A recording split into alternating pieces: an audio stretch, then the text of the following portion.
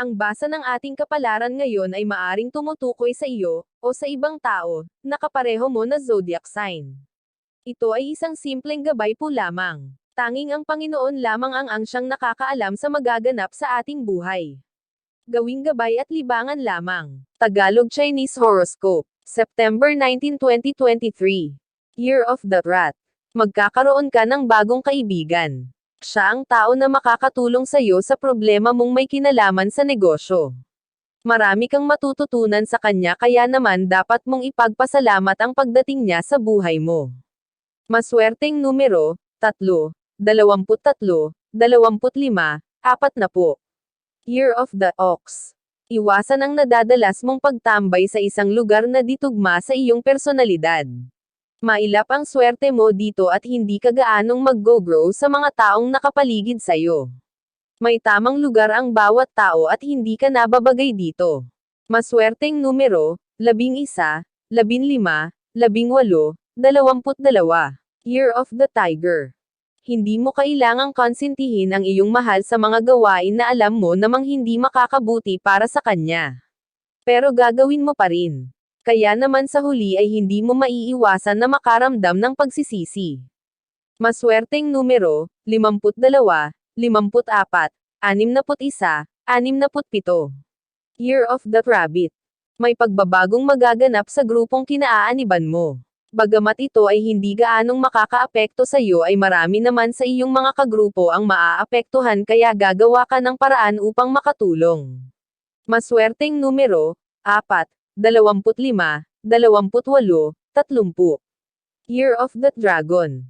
Hindi ka magsisisi sa pagtanggap mo sa oportunidad na pinagdalawahang isip mo. Tama lang na isinantabi mo ang iyong pag-aalinlangan at pinili na yakapin ang oportunidad na ito dahil ito ay sadyang laan para sa'yo.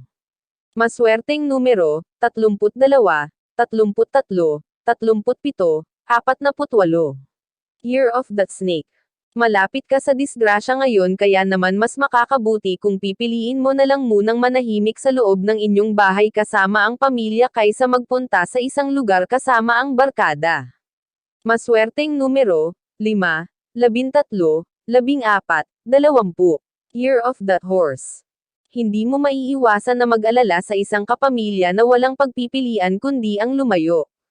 Mahalaga sa iyo ang pinagsamahan nyo bilang pamilya kaya labis mong ikakalungkot ang kanyang nabuong desisyon.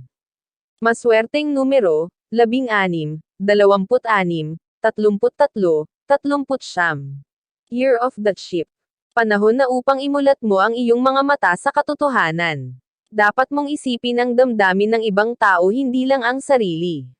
Sa ayaw at sa gusto mo, ang dapat mong gawin ay palayain ang isang tao na hindi para sa'yo.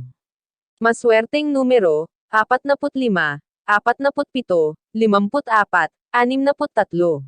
Year of the Monkey. Hindi masamang umasa kahit pa wala ka ng matano na pag-asa. Ipagpatuloy mo lang ang iyong mga panalangin at tibayan pa ang pananalig. Hindi binibigo ng Diyos ang nananalanggan ng mabuti at may sinseridad sa puso. Maswerteng numero, 4, 12, 23, 29. Year of the Rooster. Maganda ang araw na ito para sa iyo at para sa iyong pamilya. Isang salusalo ang magaganap sa tahanan ng isang kamag-anak na magbibigay daan sa isang mahabang kwentuhan at kumustahan ng bawat isa at isang plano para sa lahat ang mabubuo. Maswerteng numero, 20, 31, 55, 69.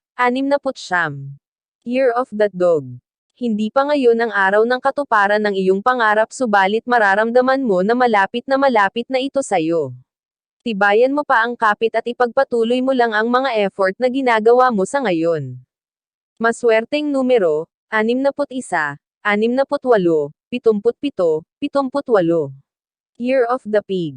Kakailanganin mo ang sapat na lakas ng loob para harapin ang isang tao na nagpaluwag sa'yo noong panahon na ikaw ay nasa gitna ng kagipitan.